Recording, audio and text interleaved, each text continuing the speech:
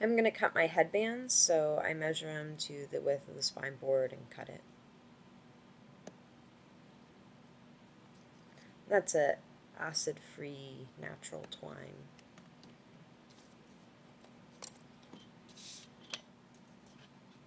Now I mark 1 centimeter over from the edge on each side. I'm going to cut my tabs so that they go from the corner of the spine board to that marking.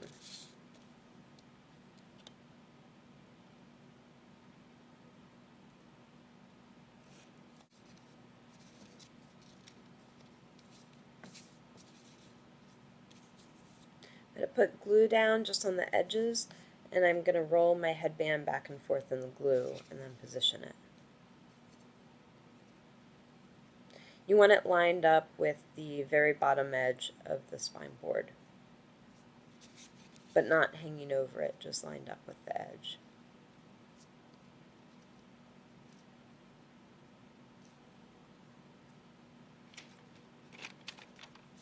Now using some scrap paper to put underneath, I'm going to glue the center area of the fabric.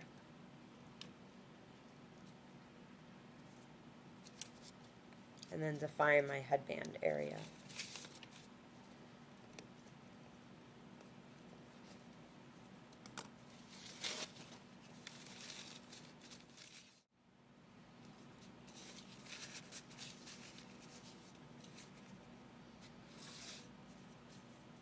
Then I double check it to make sure that it is the exact same size as the book board. I'm folding it close to the spine board. And it slips under the original paper cover.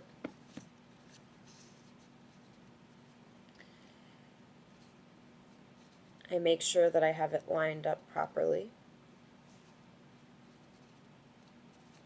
So I'm folding the tabs down a little bit so that I can see that it's lined up correctly.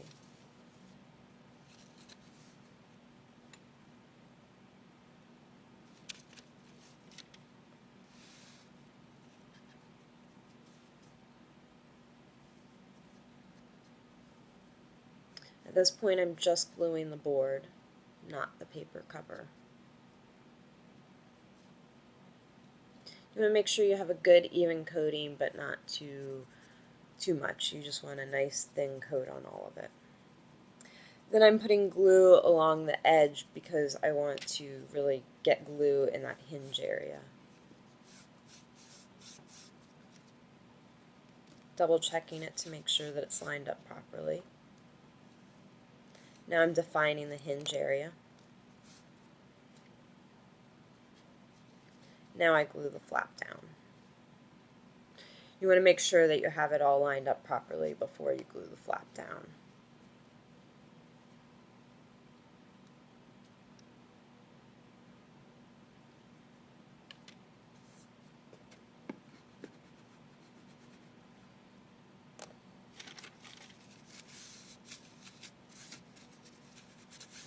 And I'm working the bone folder towards the spine, and that way it'll push out any excess glue.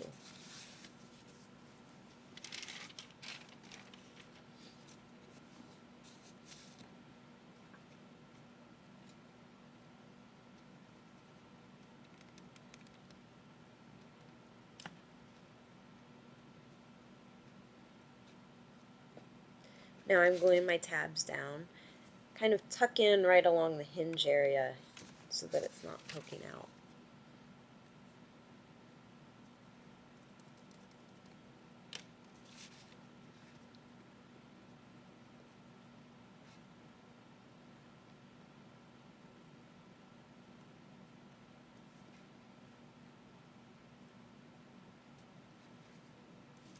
I'm going to use a piece of wax paper to put down in there so that my tabs don't glue to my end sheets.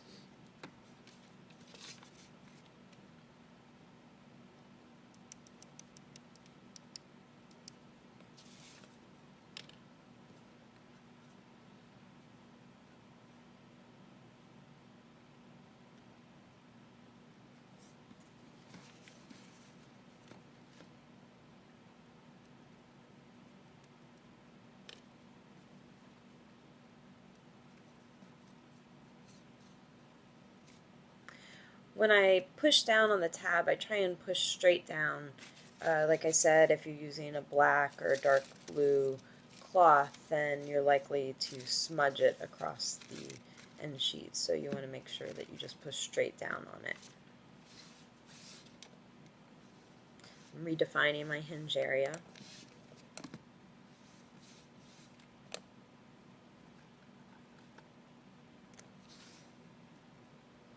These are just thin plastic rods. They're about 1/8 inch in diameter. And I tape them down to make sure that they stay in place on the hinge. You want to be careful though, if you have a paper cover like this, that the tape only sits on the fabric part. If it sits onto the paper part, then you can end up tearing off the paper later. So here I'm going to trim the area that is going onto the paper.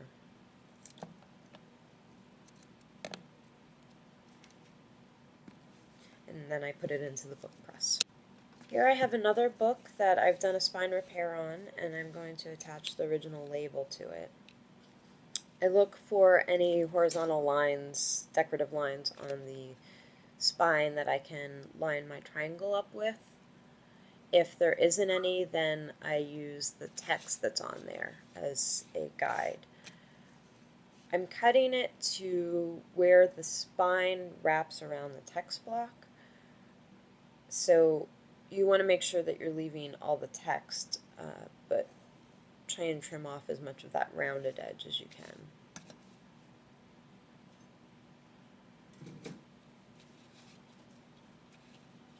You want to make sure that the paper backing is still on it. It's a lot harder to cut it a nice crisp edge without the paper on the back if it's just the fabric.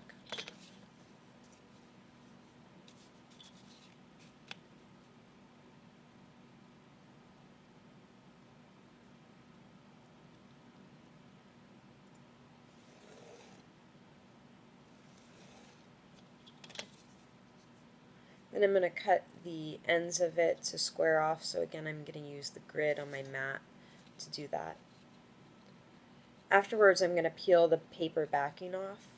If you have paper backing that's really stuck on there and it's not peeling off easily, get it off as much as you can with your micro spatula and then just sand it smooth. You just don't want to make sure that you don't mess up the fabric spine.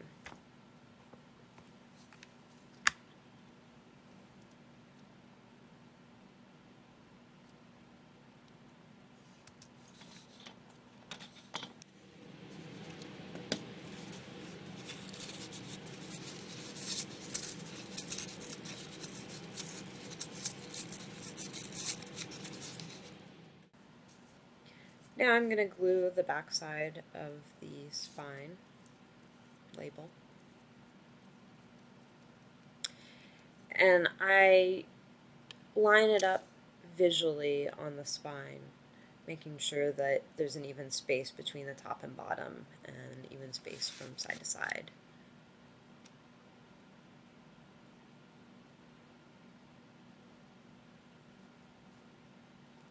Then I'm going to start smoothing down, and I work from the center out, smoothing with my fingers first.